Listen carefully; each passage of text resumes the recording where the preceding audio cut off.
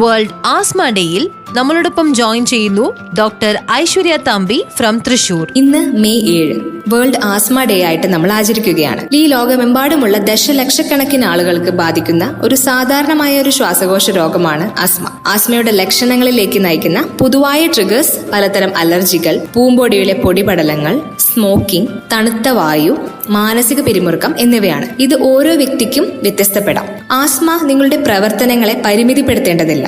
കാരണം കൃത്യമായൊരു ഡോക്ടറുടെ ഫോളോ അപ്പിലൂടെയും ഇൻഹേലറിന്റെ ശരിയായ ഉപയോഗം മൂലവും അലർജൻസിനെ ഒഴിവാക്കുന്നതിലൂടെയും നിങ്ങൾക്ക് തീർച്ചയായും നിങ്ങളുടെ ആസ്മയെ നിയന്ത്രിക്കാനും നിർഭയമായ ഒരു ജീവിതം മുന്നോട്ട് നയിക്കാനും കഴിയും. Thank you so much.